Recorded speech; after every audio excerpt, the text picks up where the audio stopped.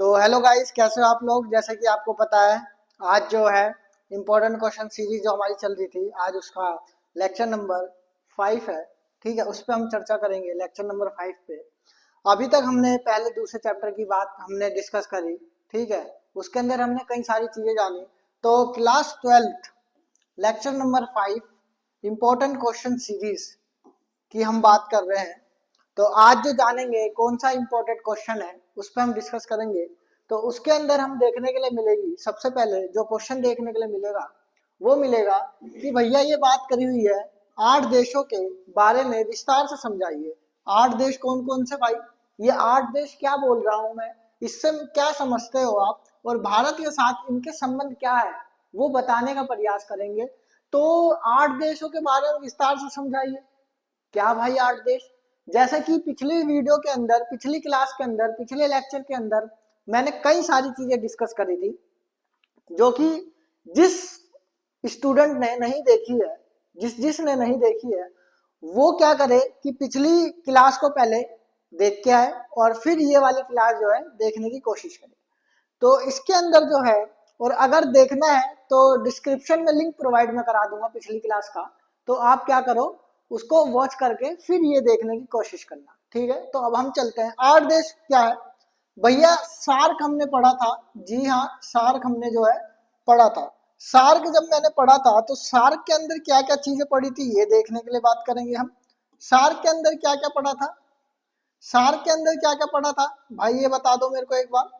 तो सार्क के अंदर हमने पढ़ा था कि 8 देश शामिल, अफगानिस्तान को भी हमने शामिल कर लिया था। 8 देश शामिल थे। 8 देश वो कौन कौन से शामिल थे उस पर हम चर्चा थोड़ा सा कर लेते हैं पिछला, और फिर उसके बाद आगे बढ़ने की हम कोशिश करेंगे। तो सबसे पहले हमने देखा किसको, इंडिया को, भारत को। ठीक है, फिर उसके बाद हमने देखा किसको, पाकिस्तान को। जी हाँ, पाकिस्तान को। फिर उसके बाद हमने देखा किसको, भूटान को या नेपाल को। नेपाल हो गया, फिर भूटान हो गया। भूटान के बाद हमने देखा किसका, बांग्लादेश। बांग्लादेश के बाद हमने देखा श्रीलंका, और फिर मालदीव। ठीक, और फिर उसके बाद अफगानिस्तान। ये हमारे कितने देश हो गए, इंडिया, पाकिस्तान, नेपाल, बांग्लादेश, और फिर उसके बाद बांग्लादेश के बाद भूटान, भूटान के बाद श्रीलंका, और श्रीलंका के बाद मालदीव, और फिर अफगानिस्तान लास्ट हुआ देश, 8वां देश। तो ये 8 देश हमने चर्चा करी थी और जानने की कोशिश करी थी। तो ये सारी जो हमने बात करी, ये बात करी हमने सार्क के अंदर। जैसा कि आपको पता है सार्क, ठीक है, सार्क के अंदर हमने बात करी। तो सार्क के अंदर ही हम बात कर रहे थे कि भैया जब हम बात करेंगे इन किसकी, किसकी हम बात करेंगे, अभी मैं बताता हूँ। ये इंडिया की हम बात करेंगे। ठीक है, इंडिया की हम बात करेंगे। तो क्या बात करेंगे कि भैया जब हम सार्क को पढ़ते हैं तो 8 देशों को हम विस्तार से समझाने की बात करेंगे। इसके अंदर क्या, कौन क्या लोकतंत्र है, कैसा लोकतंत्र है, या लोकतंत्र है भी कि नहीं है, सैनिक शासन है, तो उस पर भी हम चर्चा करेंगे। और इन सभी देशों को मिलाकर क्या इंडिया के जो रिलेशन है, इंडिया के जो क्या है संबंध है, उसको हम उजागर करेंगे, उस पर हम चर्चा करेंगे। इतनी चीजें क्लियर। तो ये सारी चीज जानने की हम कोशिश करेंगे। तो आइए हम चलते हैं अपने एक देश की तरफ, और उसके अंदर क्या चीजें देखने के लिए मिली, क्या क्या चीजें देखने के लिए मिली, उस पर हम चर्चा करेंगे। तो उस पर हम जब चर्चा करेंगे क्या संबंध है, कैसे संबंध है इंडिया के अंदर इन सभी देशों के। तो आज जो है सबसे पहला जो देश आता है, सबसे पहले जो देश आता है वो आता है बांग्लादेश। अब बांग्लादेश क्या है, बांग्लादेश कैसे बना, बांग्लादेश के अंदर क्या क्या देखने के लिए मिला, बांग्लादेश के अंदर क्या क्या देखने के लिए मिला, ठीक, उस पर हम चर्चा करेंगे। तो बांग्लादेश में लोकतंत्र की हम बात करेंगे, क्या डेमोक्रेसी की हम बात करेंगे, डेमोक्रेसी की हम बात करेंगे इन बांग्लादेश। तो बांग्लादेश में लोकतंत्र क्या है उस पर हम चर्चा करेंगे। और इस लोकतंत्र को, या बांग्लादेश के अंदर जितने भी शासन व्यवस्था है, क्या बांग्लादेश के अंदर जितने भी शासन व्यवस्था है, क्या शासन जो व्यवस्था है उसको हम विस्तार पूर्वक जानने की कोशिश करेंगे, विस्तार पूर्वक जानने की हम कोशिश करेंगे। तो आइए चलते हैं हम बांग्लादेश के सफर पे। और बांग्लादेश के सफर पे जाने से पहले मैं एक बात कहना चाहूंगा, क्या कि बांग्लादेश को हम 5 तरीके से या 5 पार्ट्स में बांटने की हम कोशिश करेंगे। तो 5 पार्ट कौन कौन से हैं, 5 देश कौन कौन से हैं, आइए जानने की हम कोशिश करते हैं। कहने का मतलब है कि 5 पार्ट में हम इस बांग्लादेश को समझने की कोशिश करेंगे। तो 5 पार्ट्स कौन कौन से हैं। सबसे पहले शासन व्यवस्था को जानने से पहले ये आपको पता होगा कि भैया हमारा जो देश है भारत, भारत से ही निकला है बांग्लादेश। क्योंकि बांग्लादेश जो पार्ट है, बांग्लादेश जो पार्ट है, ठीक, ये वाला जो हिस्सा है, ये वाला जो हिस्सा है, ये क्या है, बांग्लादेश है।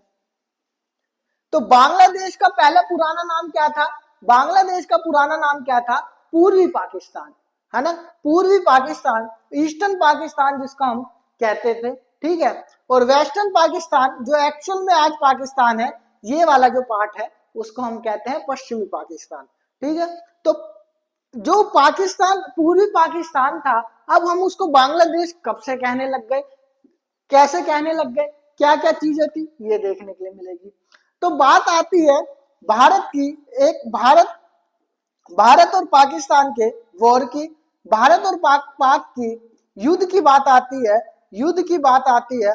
और ये जो युद्ध है, ये जो वॉर है, ये कब हुआ, ये जो वॉर है ये 1971 में देखने के लिए मिला, 1971, 1971 में ये वॉर जो है देखने के लिए मिला। इस वॉर से ही किसका जन्म होता है, बांग्लादेश का जन्म होता है भाई, किसका जन्म होता है, बांग्लादेश का जन्म होता है। और 1971 में ही जब बांग्लादेश का जन्म हुआ तो वहीं से हम पढ़ने की कोशिश करेंगे बांग्लादेश में शासन व्यवस्था या बांग्लादेश में लोकतंत्र, ठीक है। तो बांग्लादेश में लोकतंत्र, बांग्लादेश में शासन व्यवस्था को हम पढ़ने की 5 प्रकार से पढ़ने की कोशिश करेंगे, 5 पार्टों में बांटने की कोशिश करेंगे और विस्तार पूर्व जानने की कोशिश करेंगे क्या क्या चीजें थी। तो सबसे पहले जो बात आती है वो पहला पॉइंट क्या आता है, वो पहला पॉइंट आता है क्या, स्वतंत्र और लोकतंत्र की शुरुआत। सबसे पहली चीज आती है क्या, स्वतंत्रता और लोकतंत्र की शुरुआत, सबसे पहली चीज, ठीक है। सेकंड चीज क्या देखने के लिए मिलती है, सेकंड पॉइंट क्या देखने के लिए मिलता है, सेकंड पॉइंट, पहला पॉइंट क्लियर है, स्वतंत्रता और लोकतंत्र की क्या है, शुरुआत देखने के लिए मिलती है। सबसे पहले ये चीज देखने के लिए मिलती है।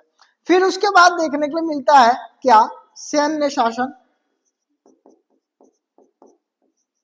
सैन्य शासन का दौर, ठीक है। सैन्य शासन और लोकतंत्र की हम बात करेंगे, लोकतंत्र का क्या हम बात करेंगे सेकंड के अंदर, सैन्य शासन और लोकतंत्र का शासन,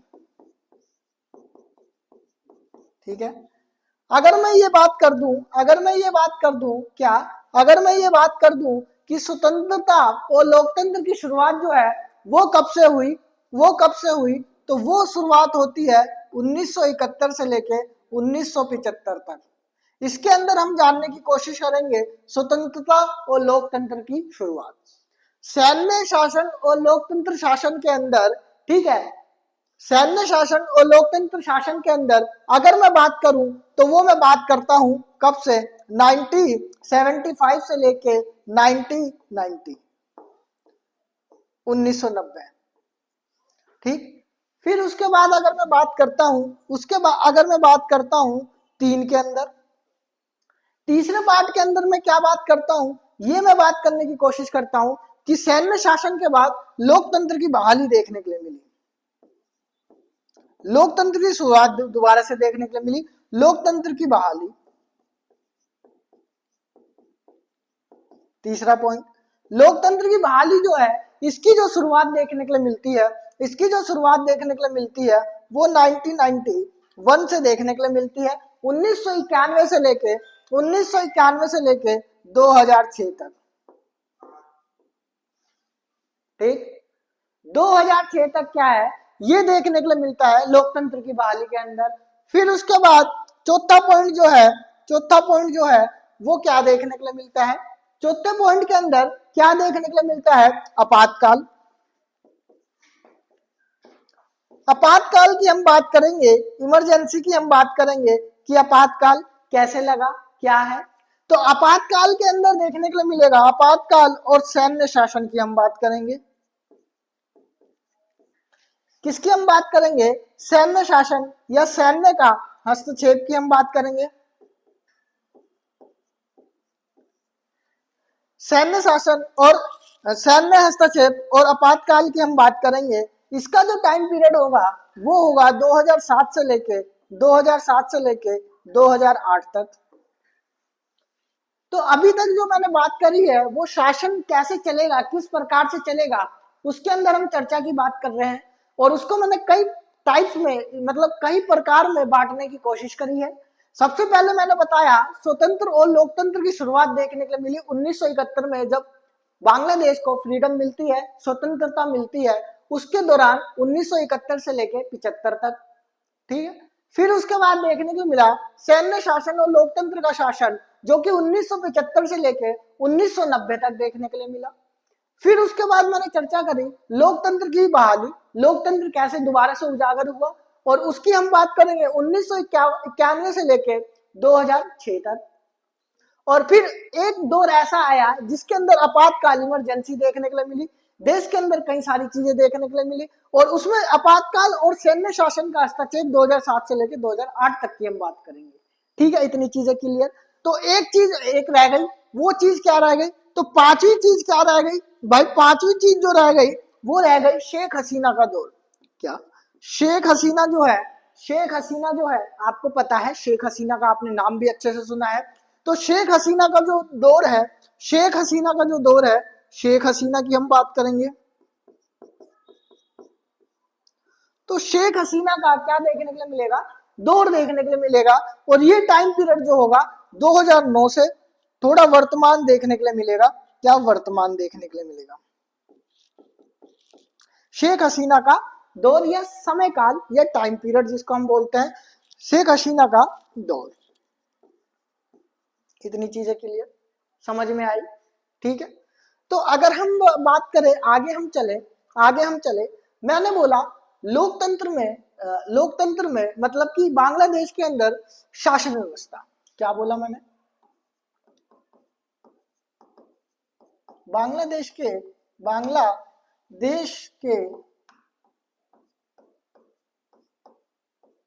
अंदर क्या? बांग्लादेश के अंदर शासन व्यवस्था।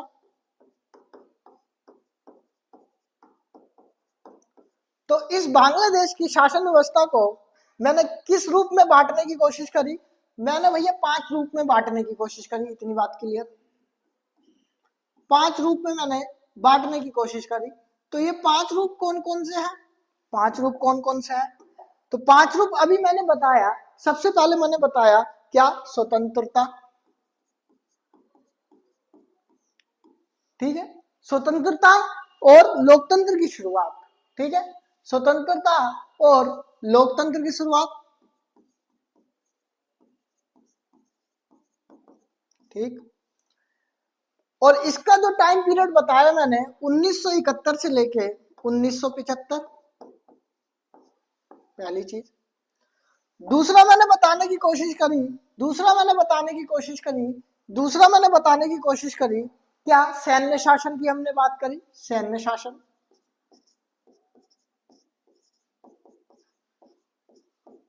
सैन्य शासन के अंदर मैंने ये बात करी, सैन्य शासन और लोकतंत्र का हनन।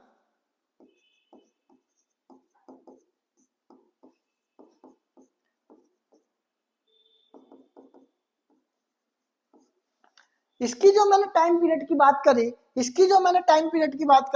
1975 से लेके 1990। फिर मैंने बात करी, तीसरी की बात करी, और तीसरी की मैंने क्या बात करी जी? तीसरी की मैंने बात करी क्या? तीसरी की मैंने बात करी जो कि तीसरा जो पार्ट हमने देखा, और वो क्या देखा? तीसरा मैंने बात करी लोकतंत्र। क्या बात करी? लोकतंत्र की बहाली की बात करी।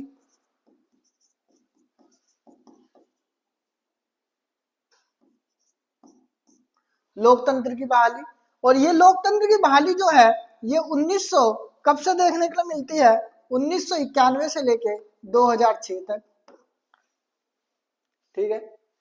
और फिर उसके बाद मैंने पांचवे की बात करी, चौथे की बात करी। चौथा क्या देखने के लिए मिला, चौथा क्या देखने के लिए मिला, चौथा मैंने बात करी किस चीज की, चौथे की बात करी आपातकाल। आपातकाल देखने के लिए मिला। और प्लस में क्या देखने के लिए मिला, सैनिक शासन, सैन्य हस्तक्षेप।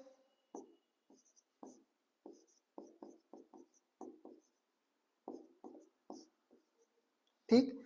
और ये सैन्य हस्तक्षेप जो है ये 2007 से लेके 2008 तक देखने के लिए मिला। और लास्ट मैंने जो बात करी वो लास्ट मैंने बात करी किसकी, लास्ट मैंने बात करी शेख हसीना की।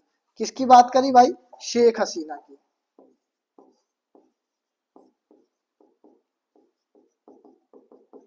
शेख हसीना का दौर की बात करी।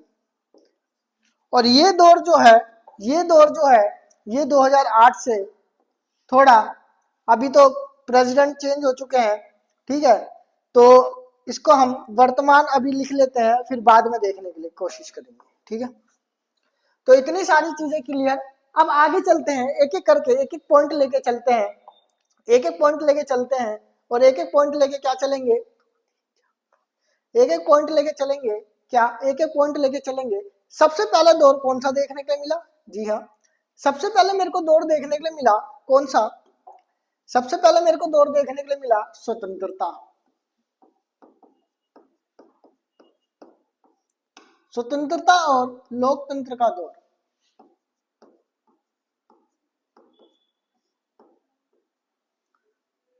स्वतंत्रता और लोकतंत्र का दौर।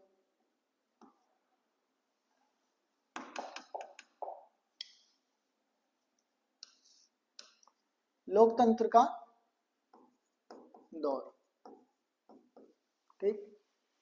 स्वतंत्रता और लोकतंत्र का दौर, इसके अंदर सबसे पहले क्या देखने के लिए मिला, सबसे पहले इसकी टाइमलाइन क्या है, 1971 से लेके 1975 तक, ठीक। अब आते हैं इसके अंदर क्या क्या बात करी गई, डीपली थोड़ा पढ़ते हैं, जी हाँ डीपली पढ़ेंगे तभी 6 नंबर आपको प्राप्त होंगे। तो सबसे पहले बात करते हैं एक्चुअल में ये कब देखने के लिए मिला, डेट क्या थी, तो याद रखेंगे 16 दिसंबर 1971, एग्जैक्ट डेट। तो 16 दिसंबर 1971 को सबसे पहले देखने के लिए मिला। फिर उसके बाद क्या देखने के लिए मिला, इसके अंदर क्या देखने के लिए मिला, सबसे पहले देखने के लिए मिले शेख मुजीबुर रहमान, क्या देखने के लिए मिले, मुजीबुर रहमान सबसे पहले देखने के लिए मिले। शेख मुजीबुर रहमान जो है सबसे पहले जो देखने के लिए मिले, ये कौन सी पार्टी से देखने के लिए मिले, अवामी लीग। क्या अवामी लीग की बात कर रहे हैं हम, जी हाँ अवामी लीग की हम बात कर रहे हैं। हाँ, तो शेख मुजीबुर रहमान जो है अवामी लीग से देखने के लिए मिले। और इनका टाइम पीरियड जो हुआ 1970 के आसपास से स्टार्टिंग जो होती है, शुरुआत जो होती है, तो ये देखने के लिए मिली। तो इन्होंने 3-4 चीजें करने की कोशिश करी, और वो 3-4 चीजें क्या देखने के लिए मिली, सबसे पहले क्या देखने के लिए मिला इसके अंदर, सबसे पहले देखने के लिए मिला इस पार्टी के तहत, इस पार्टी के लिए या शेख मुजीबुर रहमान ने इस पार्टी के साथ चलते हुए इन्होंने 4-5 चीजों की बात करी इस देश के अंदर स्थापना करने की। उसमें से सबसे पहली जो बात आती है वो आती है संसदीय लोकतंत्र। किसकी बात आती है, संसदीय लोकतंत्र। अब ये संसदीय लोकतंत्र क्या होती है, जैसे कि आपको पता है, आपने 11th क्लास में पढ़ा होगा कि लोकतंत्र जो है, लोकतंत्र के अंदर सरकार के 3 अंग होते हैं। वैसे 4 हम बात करते हैं, लेकिन 3 की हम एग्जैक्ट बात करते हैं, जिसको विधायिका, कार्यपालिका और न्यायपालिका कहते हैं। तो विधायिका, कार्यपालिका हम पढ़ रहे थे, तो कार्यपालिका के अंदर हमने क्या पढ़ा कि कार्यपालिका कितने प्रकार की होती है, और वो कार्यपालिका 3 प्रकार की हमने देखने के लिए मिला जो शासन व्यवस्था को चलाने की काम करती है। और वो कार्यपालिका जो है 3 प्रकार की जो देखने के लिए मिलती है, सबसे पहला रूप यही होता है संसदीय कार्यपालिका।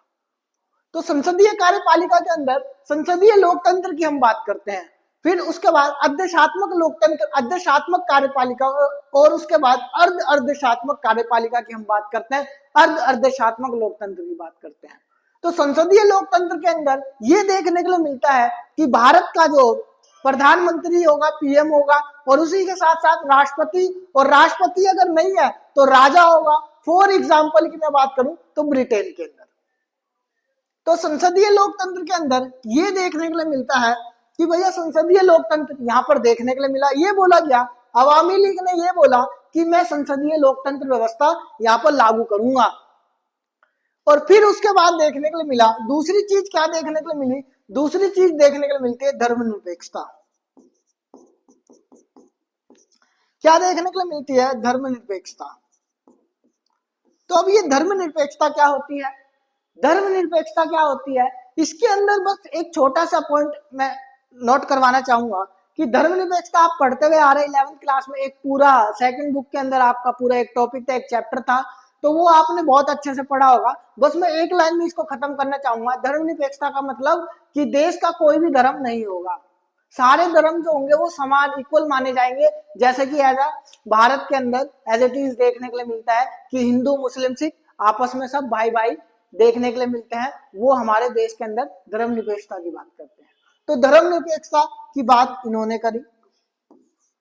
फिर उसके बाद ये तीसरी जो बात करते हैं वो सबसे अहम बात करते हैं, क्या? राष्ट्रवाद, नेशनलिज्म, और प्लस और क्या बात करते हैं? समाजवाद।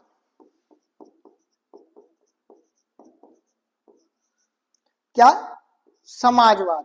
समाजवाद और राष्ट्रवाद। नेशनलिज्म क्या है? एक विचारधारा है जो कि समूह और ग्रुप के अंदर देखने के लिए मिलती है, कुछ लोगों के समूह के द्वारा देश की प्रेम, देश की भावनाओं के लिए प्रकट होती है, वो राष्ट्रवाद कहलाती है। और समाजवाद विचारधारा वो विचारधारा है जिसके अंदर सरकार क्या करती है, देश के अंदर 100% संसाधनों पर सरकार का हस्तक्षेप होता है, वो समाजवाद होता है। ये आपको मैं पहले लेक्चर में पढ़ा चुका हूं, जिसने पहला लेक्चर नहीं देखा है वो डिस्क्रिप्शन में लिंक प्रोवाइड में करा दूंगा, वो जाके आप वॉच करिए। ठीक है, इतनी चीजें क्लियर। तो ये 3 चीजों पे इन्होंने अपना मुद्दा बनाया कि भैया हमें अवामी लीग को लाओ अपने देश के अंदर, बांग्लादेश के अंदर।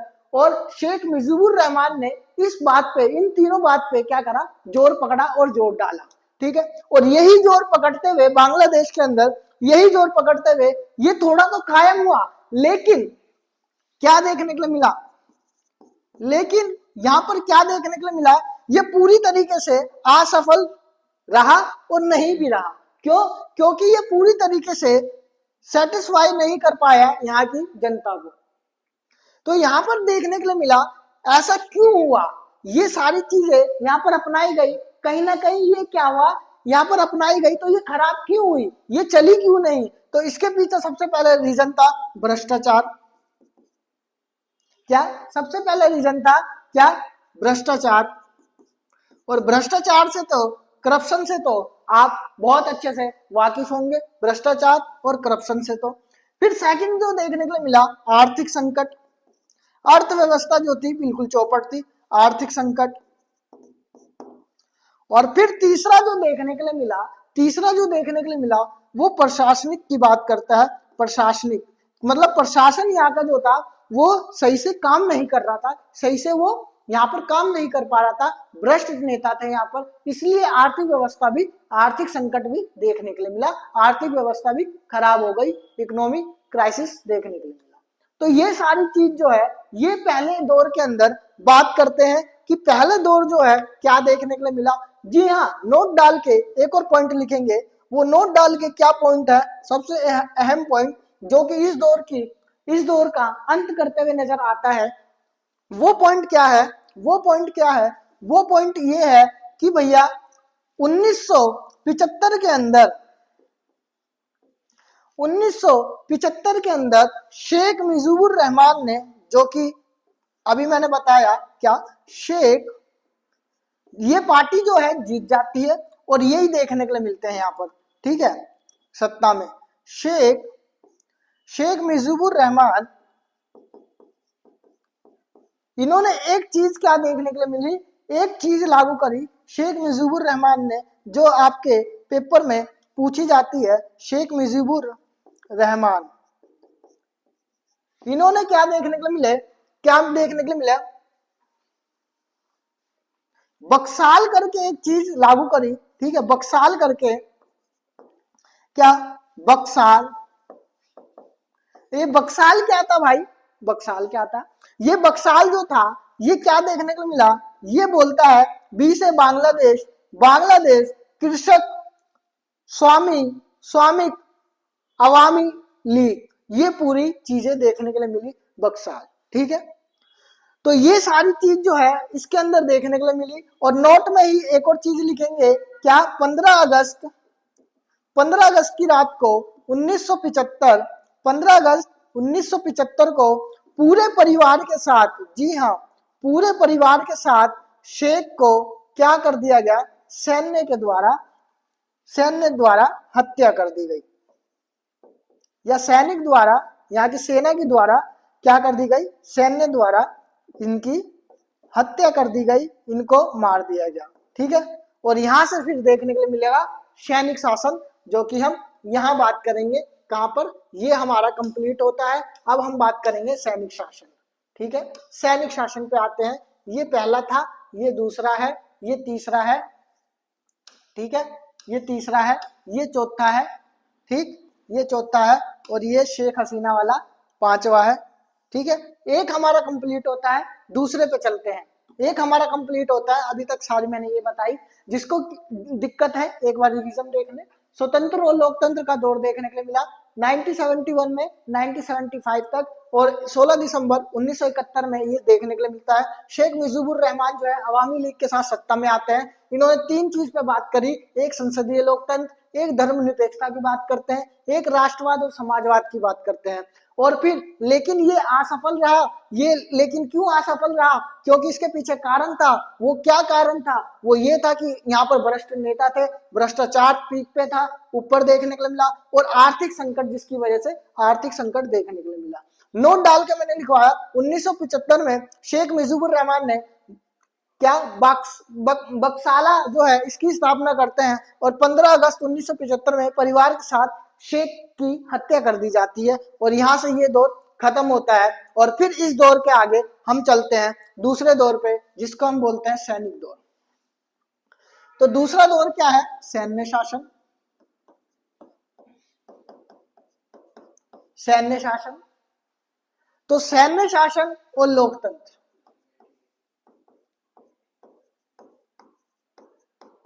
क्या लोकतंत्र, सैन्य शासन और लोकतंत्र का क्या है, लोकतंत्र का हनन है।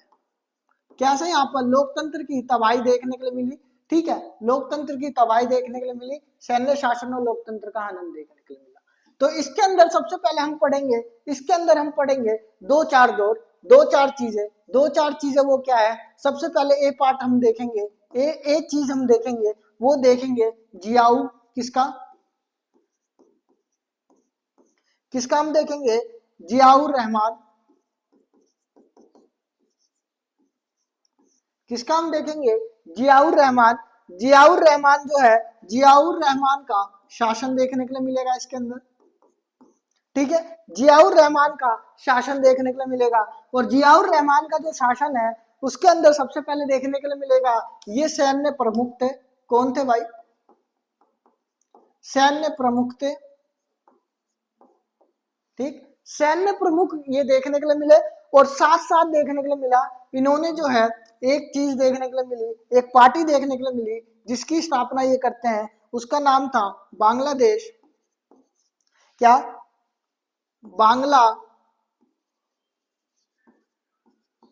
Bangladesh national party, nationalist party या नेशनल पार्टी, ठीक है, ये स्थापना करते हैं। और फिर उसके बाद देखने के लिए मिलता है बी देखने के लिए मिलता है, इसके अंदर बी पार्ट देखने के लिए मिलता है। और ये जो बी पार्ट जो है इनकी हत्या हो जाती है, याद रखना, इनकी हत्या जो है 1981 में हो जाती है। ठीक है, 1981 में इनकी हत्या हो जाती है। और फिर उसके बाद हुसैन का दौर आता है। हुसैन का दौर आता है, क्या, हुसैन, हुसैन जो है, हुसैन मोहम्मद, क्या, हुसैन मोहम्मद, किसका दौर आता है, हुसैन मोहम्मद इरशाद। और इनका जो दौर होता है, इनका जो दौर होता है 1982 से लेकर 1990 तक, बहुत बड़ा दौर होता है, ये देखने को मिला। 1982 से लेकर 1990 तक ये दौर जो देखने के लिए मिलता है, इसके अंदर सबसे पहले 1982 में इन्होंने क्या कर दिया, इनकी हत्या करके 1981 में जियाउर रहमान की हत्या करके इन्होंने तख्ता पलट करा। जी हाँ, 1982 में क्या करा, क्या करा, तख्ता पलट करा। तख्ता पलट करते हैं ये व्यक्ति, और तख्ता पलट करके फिर उसके बाद देखने के लिए मिलता है इसी के अंदर सैन्य शासन। और सैन्य शासन के साथ साथ, सैन्य शासन के साथ साथ और क्या देखने के लिए मिलता है, राष्ट्रपति, क्या देखने के लिए मिलता है, राष्ट्रपति प्रणाली यहां से क्या होती है, प्रणाली जो होती है लागू करी जाती है।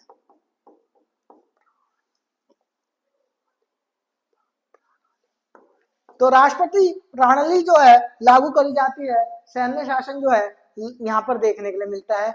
फिर इसके विरोध में कौन आता है, इसके विरोध में एक पार्टी आती है जो कि यहाँ देखने के लिए मिलते हैं, सैन्य शासन जो लागू करते हैं, तो उसके विरोध में एक पार्टी होती है जिसको हमने अभी पढ़ा था, अवामी लीग।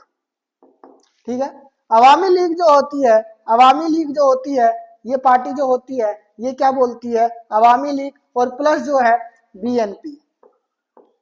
ठीक है, बीएनपी, बांग्लादेश नेशनलिस्ट पार्टी। ठीक है, बीएनपी जो है, और प्लस छात्रों का जो संगठन था, छात्र संगठन, ये देखने के लिए मिलते हैं। तो अवामी लीग, बीएनपी और छात्र संगठन के द्वारा सैन्य शासन को यहाँ पर इनका विरोध करने के लिए प्रदर्शन करते हैं ये सारे।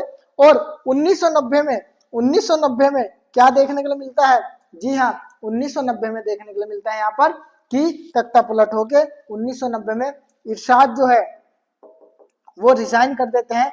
इरशाद को इस्तीफा देना पड़ता है। किसको, इरशाद जो है, इरशाद को क्या कर देना पड़ता है, इस्तीफा देना पड़ता है। जी हाँ, इरशाद को क्या देना पड़ता है, इस्तीफा देना पड़ता है। ठीक है, इरशाद क्या करते हैं, इस्तीफा देते हैं। फिर उसके बाद आता है यहाँ पर लोकतंत्र का कायम हो जाता है, लोकतंत्र कायम हो जाता है। क्या देखने को मिलता है, लोकतंत्र कायम हो जाता है। तो पहला पार्ट मैंने क्या बताया, जिसके अंदर जियाउर रहमान का शासन देखने को मिला, और फिर उसने सैन्य प्रमुख क्या, बांग्लादेश नेशनलिस्ट पार्टी का गठन करा, और फिर 1981 में उसकी जो है हत्या हो जाती है। और फिर उसके बाद हुसैन मोहम्मद इरशाद देखने के लिए मिला, जो कि 1982 में 1990 तक देखने के लिए मिला।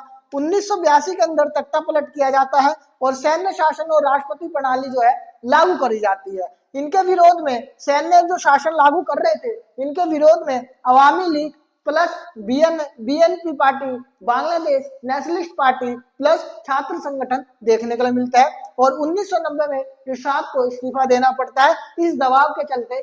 किस दबाव के चलते, ये क्या देखने के लिए, प्रोटेस्ट के दबाव के चलते इनको इस्तीफा देना पड़ता है। ये हमारा होता है सेकंड पार्ट खत्म। अब थर्ड पार्ट पे आते हैं। थर्ड पार्ट क्या कहता है, लोकतंत्र की बहाली।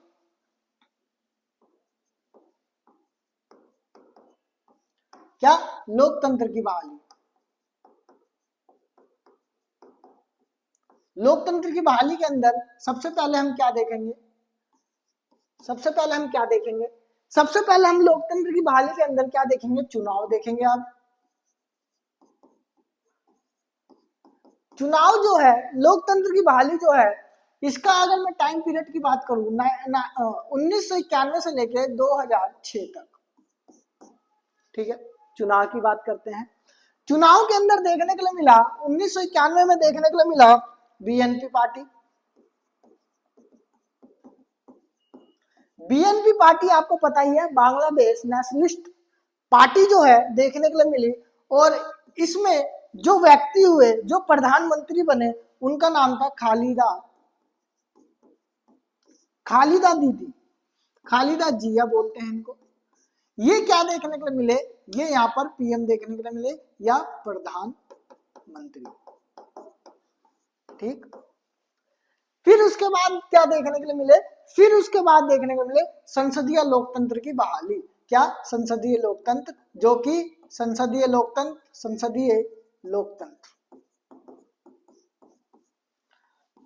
लोकतंत्र मैंने बता दिया था पहले, ठीक है। फिर उसके बाद हम देखने के लिए मिलते हैं 1996 में दोबारा से चुनाव। लोकतंत्र बहुत अच्छा चल रहा है, अब चुनाव देखने के लिए मिलता है 1996 के अंदर जो चुनाव देखने के लिए मिलता है उसका जो कार्यकाल होता है वो 1996 में, और यहाँ पर जो देखने के लिए मिलता है वो कौन देखने के लिए मिलता है, वो अवामी लीग देखने के लिए मिलती है। कौन देखने के लिए मिलता है? अवामी लीग देखने के लिए मिलती है, अवामी लीग देखने के लिए मिलती है, जी हाँ। अवामी लीग में एक नेता हुए जिनका नाम होता है क्या? शेख हसीना। शेख हसीना जो है ये क्या आती है? सत्ता में आती है, ठीक है। फिर 2001 में फिर दोबारा से 2001 में फिर दोबारा से क्या होता है? बीएनपी पार्टी जो है सत्ता में आ जाती है, ठीक। ये जो था ये तीसरा आपका देखने के लिए मिला। फिर चौथा क्या देखने के लिए मिलता है? चौथा क्या देखने के लिए मिलता है? चौथे पे आते हैं। चौथा क्या देखने के लिए मिलता है? आपातकाल। आपातकाल और सैन्य, आपातकाल और सैन्य का हस्तक्षेप।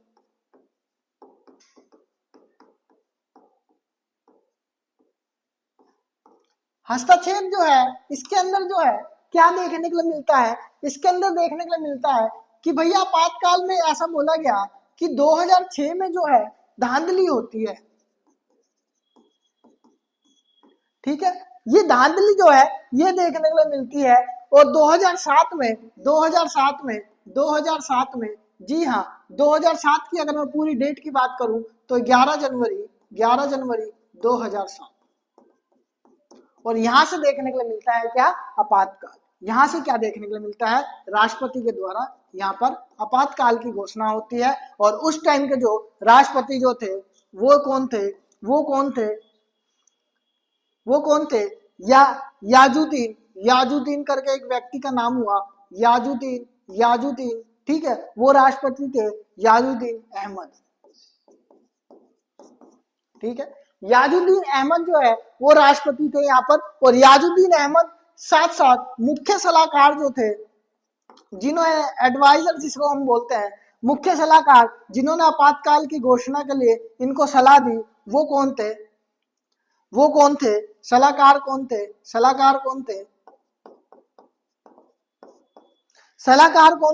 भाई सलाहकार कौन थे? ये देखने के लिए मिलता है कौन व्यक्ति जो देखने के लिए मिलता है? चीफ एडवाइजर इसको हम बोलते हैं, वो थे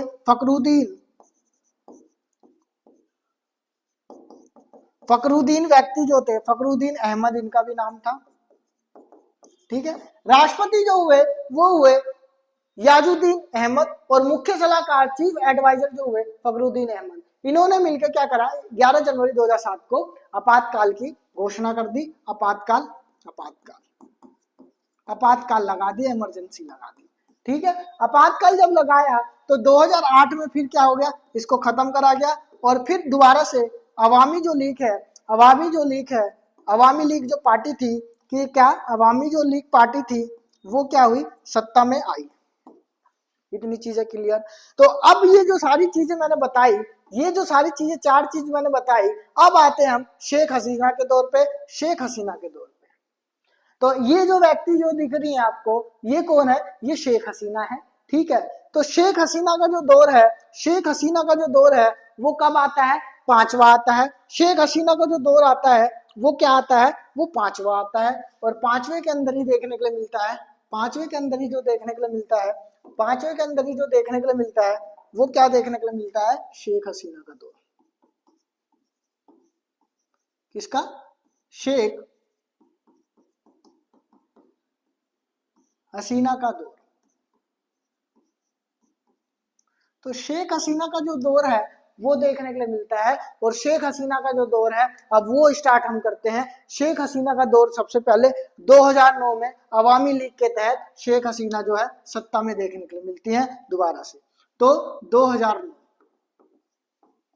2009 में कौन? शेख हसीना। शेख हसीना कौन सी पार्टी थी? अवामी लीग। ठीक है, अवामी लीग के तहत क्या आती है? ये सत्ता में आती है। हाँ जी आती है। फिर इन्होंने कुछ उपलब्धियां देखने के लिए मिली। क्या कुछ उपलब्धियां देखने के लिए मिली? उपलब्धियां क्या थी भाई? कुछ उपलब्धियां देखने के लिए मिली। जी हाँ, उपलब्धियां क्या थी? उपलब्धियां इन्होंने क्या करा? बांग्लादेश के लिए इन्होंने बहुत कुछ करा। आइए हम जानते हैं बांग्लादेश के लिए उपलब्धियां जो है क्या क्या देखने के लिए मिली। तो सबसे पहले उपलब्धियां देखने के लिए मिली आर्थिक संकट। आर्थिक संकट जो है, आर्थिक विकास जो है वो देखने के लिए मिला। आर्थिक संकट को खत्म करा, आर्थिक विकास। जी हाँ, आर्थिक विकास के अंदर सबसे पहले क्या देखने को मिला? जो जीडीपी है, जीडीपी वो 8% प्लस हो गई, 8% ग्रोथ हो गई, सबसे पहली चीज। ठीक है, जीडीपी जो है 8% प्लस हो गई। और औद्योगिक कारखाने जो है, इंडस्ट्रियल एरियाज जो है, इसके अंदर देखने के लिए मिले क्या क्या? कपड़ा उद्योग देखने के लिए मिला सबसे फेमस। और इंडस्ट्रियल जो है वो देखने के लिए मिला, टेक्नोलॉजी देखने के लिए मिली, डिजिटल सारी चीजें देखने के लिए मिली, डिजिटल देखने के लिए मिली सारी चीजें। ठीक, और साथ ही साथ क्या देखने के लिए मिला? भारत और बांग्लादेश, भारत के साथ साथ बांग्लादेश ने क्या करा? अपने पड़ोसी देश जो है, बांग्लादेश ने क्या करा? इंडिया के साथ साथ, भारत के साथ साथ अपने पड़ोसी देश जो है उनके साथ सहयोग स्थापित करा। मतलब कहने का मतलब सहयोग स्थापना करी, संबंध स्थापित करा। मतलब भारत और प्लस पड़ोसी देश, पड़ोसी देश के साथ क्या करा? संबंध मधुर बनाए, संबंध अच्छे बनाए। ठीक है, एक द्वीपीय संबंध देखने के लिए मिले। साथ साथ इसके साथ और क्या देखने के लिए मिले? लेकिन इनकी आलोचना देखने के लिए मिलती है। आलोचना भी हुई, क्योंकि जब सरकार काम करती है तो कुछ अच्छे काम भी कर सकती है और कुछ ऐसा आलोचना भी करते हैं कि सरकार ने क्या करा? बुरा काम भी करा है। तो वो जो आलोचनाएं हैं वो क्या देखने के लिए मिलता है? तो आलोचना जो है सबसे पहले जो विपक्षी थी, कौन थी? विपक्षी पार्टी भी होती है। हाँ जी, विपक्षी पार्टी। जैसे भारत के अंदर अभी कौन है? भारत के अंदर कांग्रेस देखने के लिए मिलती है, सबसे बड़ी विपक्षी पार्टी। तो उस टाइम विपक्षी पार्टी कौन थी? उस टाइम विपक्षी पार्टी बीएनपी, मतलब बांग्लादेश नेशनलिस्ट पार्टी देखने के लिए मिली अवामी लीग के विपक्ष में। ठीक है, तो ये विपक्षी पार्टी ने क्या बोला कि भैया लोकतंत्र जो है कमजोर, लोकतंत्र क्या है? कमजोर देखने के लिए मिला। कमजोर की बात करते हैं। ठीक है, कमजोर की बात करते हैं। कौन? ये बीएनपी पार्टी वाले। ठीक है, ये बोलते हैं कि भैया लोकतंत्र कमजोर इसलिए है क्योंकि जो पार्टी है, बीएनपी पार्टी है, इसको क्या करा जा रहा है? विपक्षी पार्टी को दबाया जा रहा है, इसलिए लोकतंत्र क्या है? कमजोर है। इसलिए क्या है? लोकतंत्र कमजोर है। तो ये चीज जो देखने के लिए मिली कि बीएनपी पार्टी को क्या करा है? इनका दमन करा जा रहा है, इनको बोलने की आजादी नहीं दी जा रही है। जो बात गलत है, जो देश के लिए खराब चीजें चल रही है, जो सरकार कर रही है, सरकार को लग रहा है कि मैं बहुत अच्छा काम कर रही हूँ, लेकिन वो देश के लिए खराब काम हो रहा है, तो वो विपक्षी को दिख रहा है। तो विपक्षी अपनी आवाज उठाएगी कहाँ?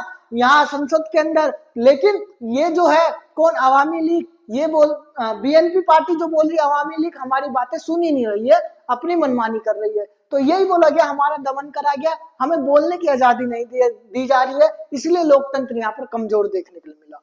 फिर उसके बाद बोला गया कि चुनाव जो हुए थे, चुनाव में क्या था? चुनाव में विवाद देखने के लिए मिला। ठीक, चुनाव में क्या देखने के लिए मिला? विवाद देखने के लिए मिला। 2014 में जो चुनाव हुए थे उसका क्या देखने के लिए मिला? हाँ, 2014 में चुनाव हुए थे, जो 2014 में शेख हसीना ही बनी थी। तो शेख हसीना जब बनी थी तो ये बोला गया बीएनपी पार्टी के तहत कि जो चुनाव 2014 में हुए थे वो विवादित चुनाव थे, क्योंकि उनका क्या करा? इन्होंने बहिष्कार करा। क्या करा, इनका बहिष्कार करा। और ये जो बहिष्कार है, ये जो बहिष्कार है, ये आगे तक देखने के लिए मिला। और साथ साथ चुनाव और भी आगे हुए, जो कि 2018 के अंदर चुनाव देखने को मिले। उसके अंदर भी क्या देखने को मिला, यूं बोला जाता है धांधली हुई है, ये धांधली से जीते हैं। ठीक है, तो ये सारी चीज जो है, ये क्या है, बांग्लादेश के अंदर देखने के लिए मिली। कि मैंने सारी चीजें एक एक करके लिख के सारी चीजें पढ़ाने की कोशिश करी। सार्क को सबसे पहले मैंने पढ़ाने की कोशिश करी कि 8 देश हैं, 8 देश में से सबसे पहले हमने बांग्लादेश को उठाया। और बांग्लादेश के अंदर हमने पढ़ा कि बांग्लादेश कैसे बना, ठीक है, कैसे देखने के लिए मिलता है। इसके शासन के अंदर हमने स्वतंत्र और लोकतंत्र चुनाव की बात करी, शुरुआत की बात करी। और धीरे धीरे 5 प्रकार में या 5 टाइप्स में बांटने की कोशिश करी, 5 प्रकार में हमने बांटने की कोशिश करी, जो कि इस प्रकार से हमने देखने के लिए मिलता है। फिर उसी के साथ साथ हमने देखने के लिए कोशिश करी कि एक एक चीज को हम डीपली पढ़ते गए कि स्वतंत्र और लोकतंत्र के दौर में 1971 से 75 तक मोटे तौर पे क्या क्या चीजें हुई थी, जो आपके एग्जाम में इंपॉर्टेंट देखने के लिए मिली। कि शेख मुजीबुर रहमान का ये दौर देखने के लिए मिला। फिर उसी के बाद हमने देखने के लिए मिला कि जियाउर रहमान देखने के लिए मिला यहाँ पर, और हुसैन मोहम्मद इरशाद देखने के लिए मिले। जी हाँ, फिर साथ साथ देखने के लिए मिला तीसरा लोकतंत्र की बहाली, यही देखने के लिए मिली इसी के अंदर, शेख हसीना और सत्ता में। फिर उसी के बाद देखने को मिला आपातकाल सैन्य का हस्तक्षेप देखने के लिए मिला। कैसे 11 जनवरी 2007 को राष्ट्रपति क्या करते हैं, आपातकाल लगाते हैं। और राष्ट्रपति का जो नाम था याजुद्दीन अहमद नाम था, और इनके जो चीफ एडवाइजर थे, मुख्य सलाहकार थे, फखरुद्दीन अहमद, इनके द्वारा यहाँ पर राष्ट्रपति शासन जो है आपातकाल की घोषणा करते हैं बांग्लादेश के अंदर। 2008 में अवामी लीग चुनाव जीतती है, और उसके बाद शेख हसीना का दौर आता है। और शेख हसीना जो यहाँ पर फोटो लगी हुई है, ये शेख हसीना का दौर है। और इन्होंने 2009 में शेख हसीना जो है चुनाव जीतती है, अवामी लीग पार्टी की ये मेंबर होती है, सदस्य होती है। और इनकी जो उपलब्धियां थी, इन्होंने बहुत सारे काम करे, उनमें से कुछ उपलब्धियां इस प्रकार से देखने के लिए मिली कि आर्थिक विकास जो था ये देखने को मिला, जो कि जीडीपी जो है 8% ग्रोथ कर गई। और साथ ही साथ कपड़ा उद्योग और डिजिटल में इन्होंने बहुत अच्छा काम करा। ठीक है, और साथ साथ भारत और पड़ोसी देश के साथ इन्होंने संबंध स्थापित करने की कोशिश करी। और इन्होंने भारत में दौरा भी करा था। ठीक, और फिर इनकी आलोचना भी होती है, क्यों? क्योंकि पार्टियां आलोचना करती है कि जो बीएनपी पार्टी विपक्षी पार्टी है, उन्होंने बोला कि लोकतंत्र कमजोर है, क्योंकि बीएनपी पार्टी को बोलने का हक नहीं दिया जा रहा। ठीक है, दमन हो रहा है उनका। और साथ साथ चुनाव विवाद देखने के लिए मिले, जो कि 2014 के अंदर बहिष्कार करने की बात करी गई, और 2018 के जो चुनाव थे उसमें धांधली की बात करती है बीएनपी पार्टी। तो ये सारी जो चीजें मैंने बताने की कोशिश करी है, आज जो है बताने की कोशिश करी है कैसे बांग्लादेश के अंदर सारी चीजें, बांग्लादेश में लोकतंत्र की हमने बात करी है। नेक्स्ट क्लास के अंदर हम देखेंगे कि कैसे किस प्रकार से आगे पाकिस्तान देखने की कोशिश करेंगे। नेक्स्ट क्लास में हम पाकिस्तान के ऊपर चर्चा करेंगे और डीपली चर्चा करेंगे कि 1947, 1962, 1965, 1971, 1999 कारगिल वॉर किस तरीके से देखने के लिए मिले, संबंध किस प्रकार से देखने के लिए मिले, भारत के साथ क्या क्या रिलेशन है, क्या क्या घटाव है, मैकमोहन और रेड क्लिफ लाइन क्या होती है, ये सारी चीजें हम चर्चा करेंगे और साथ साथ जानने की हम कोशिश करेंगे। तो मिलते हैं नेक्स्ट वीडियो पे। ठीक है, नेक्स्ट वीडियो में मिलते हैं। नमस्ते, जय हिंद।